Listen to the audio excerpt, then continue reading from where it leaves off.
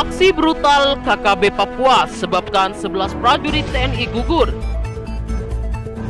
Kini 27 anggota teroris kembali ke NKRI.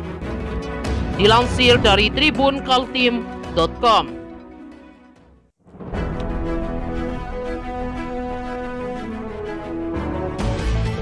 Kondisi pos Romil Kisor pasca tragedi penyerangan yang dilakukan KKB Papua mengakibatkan 4 prajurit TNI gugur.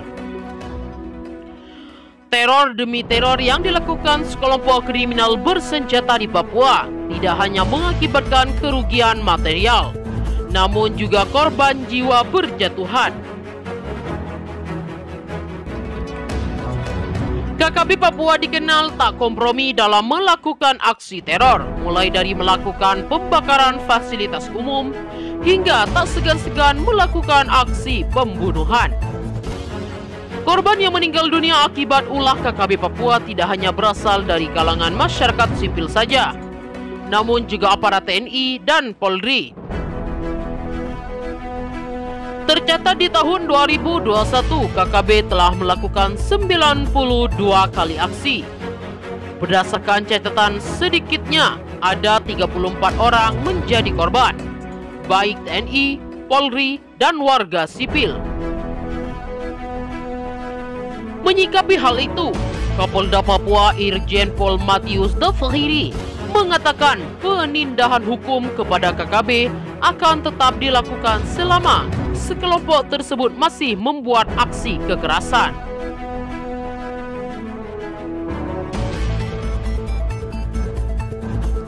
Kami aparat keamanan tetap mengedepankan kesejahteraan dalam penanganan KKB, ungkapnya beberapa waktu lalu di Jayapura, Papua. Dilansir dari Tribun Papua.com berjudul "Ini Prediksi Ancaman yang Terjadi di Papua Tahun 2002 Nanti".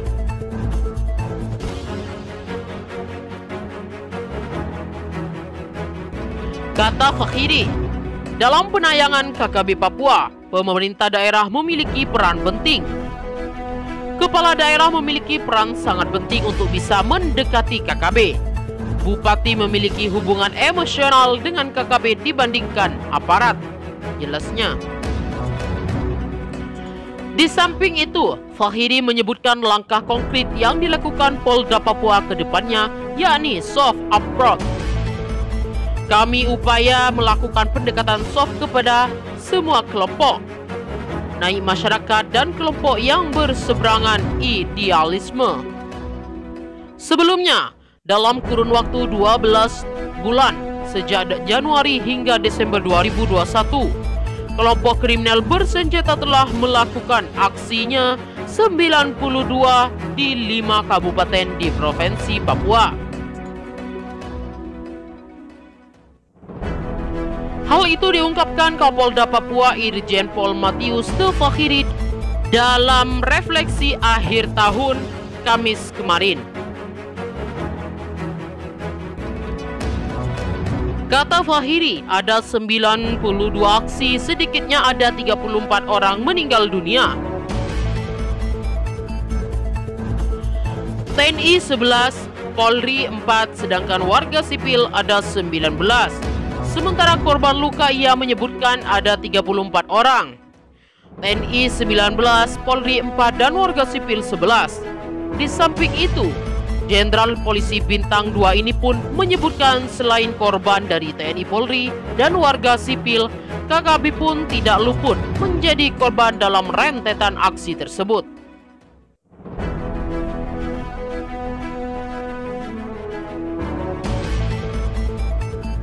Kalau dari mereka, KKB ada 12 orang jadi korban dalam upaya penindakan dan kontak yang terjadi. Ia pun menambahkan, selama tahun 2021, Polda Papua telah melaksanakan 13 operasi kepolisian terpusat maupun kewilayahan.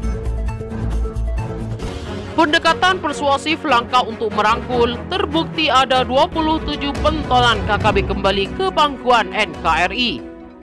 Kekuatan KKB Papua di Kabupaten Yapen makin lemah. Kekuatan kelompok kriminal bersenjata Papua di Kabupaten Yakin dipastikan semakin berkurang. Hal itu menyusul banyaknya anggota KKB yang memilih untuk kembali ke pangkuan NKRI. Daripada melakukan teror kepada masyarakat dan penyerangan terhadap aparat keamanan, terbaru sebanyak 21 anggota KKB Papua di Kabupaten Yapen memilih menyerah diri untuk menyatakan kembali ke NKRI. Kembali bergabungnya anggota KKB di pangkuan NKRI ini tidak lepas dari upaya persuasif yang dilakukan oleh aparat gabungan TNI Polri. Dilansir dari Tribun Jogja.com dari Kompas.com, Kapolres Yapen AKBP Ferdian Indra Fahmi mengungkapkan, hal ini adalah hasil upaya aparat keamanan melakukan penegakan hukum secara persuasif. Karena momen penyerahan dari KKB terjadi pada akhir tahun, maka ia menganggap hal tersebut sebagai kado Natal bagi seluruh masyarakat Papua. Kita harus pastikan bahwa perayaan Natal berjalan dengan damai, aman, sukacita, dan penuh hikmat, sehingga persaudaraan kita semua yang merayakan Natal dapat melaksanakan ibadah dengan tenang. Momen ini juga menjadi kado indah bagi semua orang, ujarnya melalui keterangan tertulis Kamis kemarin. Berharap, Bangun Daerah Ferdian berharap usai kembali ke tengah masyarakat, 21 mantan anggota KKB tersebut bisa berperan dalam memproses pembangunan di daerah masing-masing.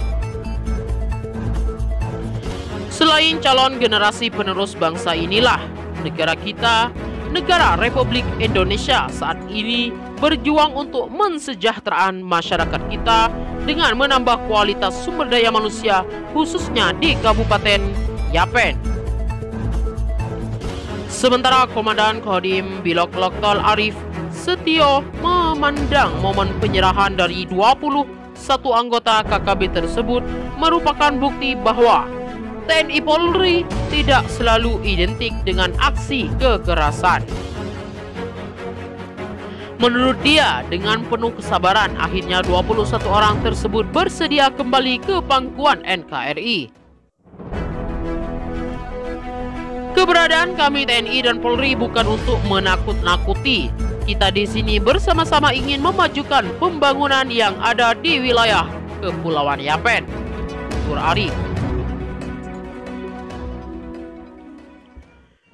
Ia pun mengapresiasi seluruh komponen masyarakat hingga pemerintah daerah yang berperan aktif dalam proses kembalinya para mantan KKB di Yapen. Menurut dia, hal ini perlu terus dituduhkan sehingga situasi damai dapat teratasi. Saya bangga kepada masyarakat khususnya di pemerintah Kabupaten Kepulauan Yapen, serta terima kasih untuk kepada Bapak Kepala Kampung yang sudah berusaha untuk menyadarkan semuanya, sehingga ada kemauan dari diri sendiri untuk kembali ke pangkuan Ibu Pertiwi tanpa paksaan, yakni negara NKRI.